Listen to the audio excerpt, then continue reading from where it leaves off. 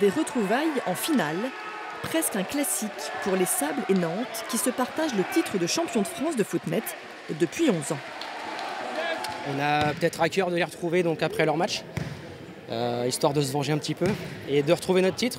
On en est à 6 de champion de France et le 7e n'a jamais été fait encore. Donc ça donne une motivation supplémentaire aujourd'hui. On voit cette finale comme un très très beau match à jouer parce qu'on sait que ça va être disputé. Ils ont très envie de remporter un titre, ça fait très longtemps qu'ils n'ont pas réussi. Donc ils vont tout faire pour nous déranger un petit peu et ça sera à nous de répondre présent. Jouée quelques heures plus tard, la finale a tenu toutes ses promesses. Les Sables ont d'abord mis la pression en remportant le premier set avant que Nantes ne reprenne les 2 sets suivants. En route vers un exploit, les Sables sont revenus à hauteur grâce à un mental retrouvé, ce qui a fait trembler le président nantais. Contre les Sables d'Olonne, on tremble tout le temps. On sait que c'est jamais gagné d'avance. On a une force depuis quelques temps, c'est souvent on gagne. Quand on arrive au 5e, souvent on gagne. Et c'est bien Nantes qui l'emporte 3-7-2 au bout du suspense. Une victoire dans l'adversité, signature d'un club nantais désormais sextuple champion de France, dont 5 titres consécutifs. C'est notre qualité de jouer dans l'adversité et d'autant plus quand le jeu devient un peu âpre, où chaque point est hyper important.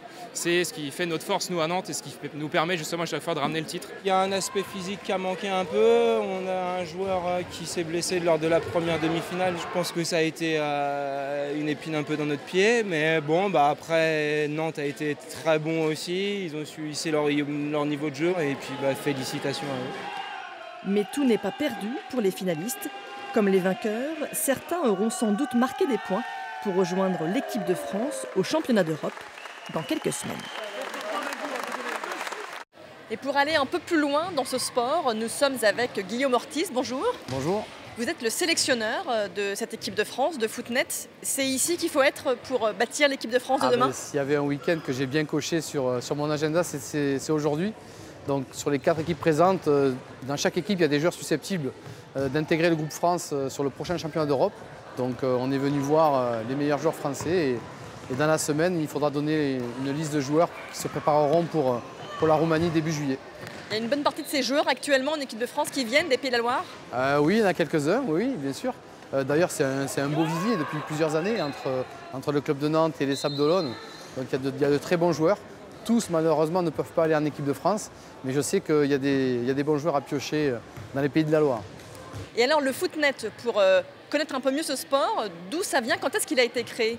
Alors, c'est un sport qui date depuis plus de 100 ans, et il faut remonter à 1922 en République tchèque. Donc, à l'époque, c'était la Tchécoslovaquie, et c'est des joueurs de volley qui se sont amusés à jouer au tennis-ballon. Au niveau international, on l'appelle le footnet.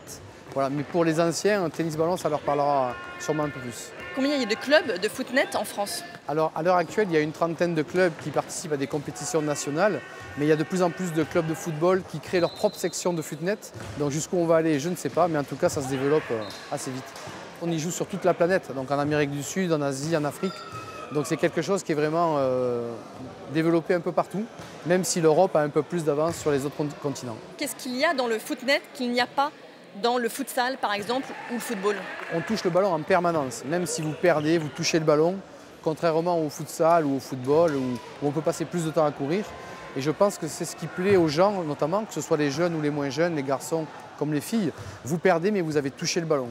Donc vous rentrez chez vous avec l'impression d'avoir participé. Depuis 2 ans, le footnet est intégré à la Fédération française de football.